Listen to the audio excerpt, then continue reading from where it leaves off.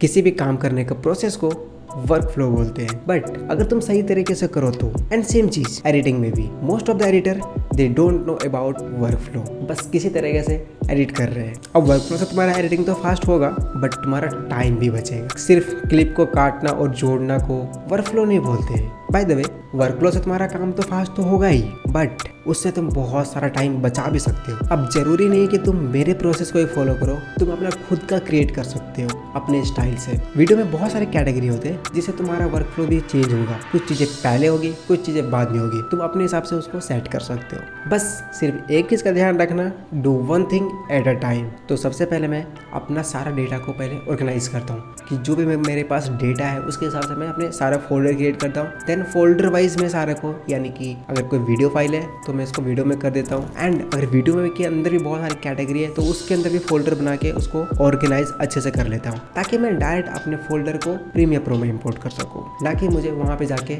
Organise करना पड़े। तुम वहाँ पे भी जाके ऑर्गेनाइज कर सकते हो बट ज़्यादातर मैं सिस्टम में ही ऑर्गेनाइज कर लेता हूँ। अब ऑर्गेनाइज हम इसलिए करते हैं ताकि हमारा कोई भी फाइल इजीली से हम ढूंढ सकें। अब छोटे प्रोजेक्ट के अंदर तो हमें डेटा तो इजीली मिल जाएगा बट अगर डेटा 100 GB 150 GB या फिर 200 GB की हुई तो उसमें हमें बहुत सारा टाइम लग जाएगा। इसीलिए हम पहले से सारे डेटा को शॉर्टलिस्ट कर लेते हैं और उसको एक फोल्डर में ऑर्गेनाइज कर लेते हैं। इससे हमारा बहुत टाइम बचता है। After importing your all file in Premiere Pro then हमारा नेक्स्ट स्टेप आता है सारे फाइल को टाइमलाइन पे सेट करना। एंड कटिंग से पहले हम पहले ऑडियो को सिंक करेंगे। अगर एक क्लिप में मल्टीपल ऑडियो नहीं है तो फिर बेटर है तुम डायरेक्ट कटिंग करना स्टार्ट कर सकते हो। एंड अगर मल्टीपल ऑडियो है तो तुम्हें ऑडियो को पहले सिंक करना है। अब ऑडियो सिंक करने के बाद डेफिनेटली उसमें बहुत सारे कुछ चेंजेस रहते हैं, लाइक नॉइज है या फिर कहीं पे वॉल्यूम कम है, कहीं पे ज़्यादा है, तो उस ऑडियो को पहले हमें एडिटिंग करना पड़ता है। अब ऑडियो एडिटिंग के लिए प्रीमियर प्रो में उतना अच्छा ऑप्शन हमें नहीं मिलता है तो हमें ऑडिशन में जाना पड़ता है।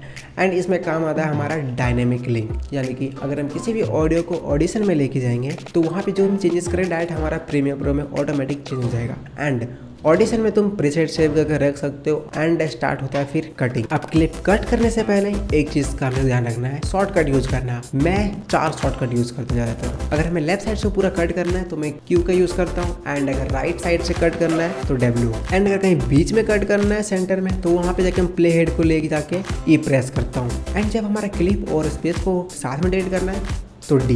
तो ये मेरे 4 शॉर्टकट है, इसे तुम भी यूज़ कर सकते हो। एंड इसको तुम अपने हिसाब से भी चेंज कर सकते हो, अपने हिसाब से कोई भी की को रख सकते हो। उसके बाद मैं फटाफट सारे क्लिप्स को कट कर लेता हूँ। हमारा फुटेज कट होने के बाद, सारे बेस्ट क्लिप शॉर्टलिस्ट करने के बाद हम एक और सीक्वेंस क्रिएट करते हैं ताकि हम उसमें जो हमारे फाइनल एडिटिंग होगा वो हम उसमें करें। अब ये न्यू सीक्वेंस हम इसलिए क्रिएट करते हैं क्योंकि मेरे पास बहुत सारे फाइल रहते हैं, 200-300 क्लिप्स रहते हैं, तो हर टाइम में जाकर फोल्डर में देखो, प्रीव्यू देखो एंड फिर उसमें बेस्ट पार्ट इन और आउट लगा के अपने टाइमलाइन में ड्रैग करो। उससे बेटर मैं करता हूँ कि सारे फाइल्स को मैं एक साथ एक अलग टाइमलाइन में लेके आता हूँ, देन उसको मैं कट कर लेता हूँ और उसमें से बेस्ट पार्ट रहते हैं क्लिप्स के। एंड जो सेकंड टाइमलाइन है उसमें हम फाइनल एडिटिंग करेंगे। एंड जो हमारी ये टाइमलाइन है जिसको हम पैनकेक एडिटिंग स्टाइल बोलते हैं, यानी कि जैसे कि पैनकेक में एक के ऊपर एक होता है, वैसे ही हमारा ये टाइमलाइन है, एक टाइमलाइन, दूसरा टाइमलाइन, देन तीसरा टाइमलाइन। अब यहाँ पर हम सारे फुटेज को अपने स्क्रिप्ट के हिसाब से सीधा फर्स्ट टाइमलाइन से सीधा सेकंड टाइमलाइन पे हम ड्रैग कर लेंगे। देन सेकंड टाइमलाइन में हम पूरे स्क्रिप्ट वीडियो में सेट कर लेंगे। अब स्क्रिप्ट के हिसाब से हमें बी रोल सेट करना है। अब बी रोल भी हमने पहले से शॉर्टलिस्ट कर लिया है तो बार बार हमें जाके फोल्डर में जाकर ना देखना पड़ेगा कि कौन सा बी रोल अच्छा है कौन सा नहीं है। फर्स्ट टाइमलाइन पे प्रीव्यू करेंगे कौन सा बी रोल अच्छा है, देन हम उसको सेकंड टाइमलाइन पे ड्रैग करके उसमें सेट कर देंगे। तो ये हमारा काम हो गया इजी। देन हमारा नेक्स्ट स्टेप आता है कलर ग्रेडिंग। अब कलर ग्रेडिंग तुम लास्ट में भी कर सकते हो या फिर तुम पहले भी कर सकते हो। अगर तुम्हारे पास मल्टीपल क्लिप्स है तो तुम्हें एक एक करके सभी क्लिप्स में करना पड़ेगा, या फिर अगर तुम्हारा सिर्फ एक ही क्लिप है 2-3 घंटे का लंबा है, जस्ट तुम्हें सिर्फ एक में कलर ग्रेडिंग करो और उस सिलोमेट्रिक कलर को वहाँ से कट करके सोर्स पैनल पे जाके वहाँ पेस्ट कर दो। अब जितने भी तुमने क्लिप्स कट करके रखे होंगे उन सभी में कलर ग्रेडिंग तुम्हारा अप्लाई हो जाएगा। एंड अगर तुम एक ही टाइप्स के वीडियो को एडिट करते हो तो बेटर होगा कि उस कलर ग्रेडिंग को तुम प्रीसेट बना के सेव करके रख लो। देन हमारा नेक्स्ट आता है ग्राफिक्स, यानी कि तुम्हें जिस पार्ट पे लगे कि यहाँ पे ग्राफिक्स ऐड होना चाहिए वहाँ पे तुम ग्राफिक्स ऐड कर दो।